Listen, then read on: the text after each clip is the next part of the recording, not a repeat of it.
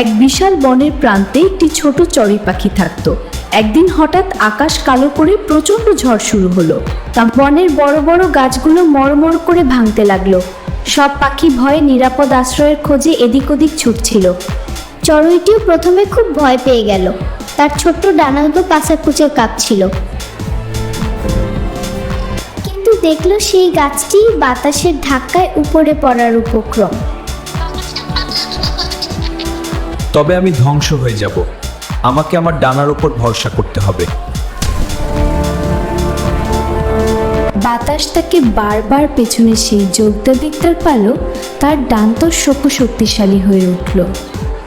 একসময় সে ঝড়ের ঝাপটা কাটিয়ে মেঘের উপরে উঠে গেল, যেখানে আকাশ ছিল একদম শান্ত আর রৌদ্রবল। ভিডিওটি ভালো লাগলে শেয়ার ও পেজটিতে ফলো দেবেন। ধন্যবাদ।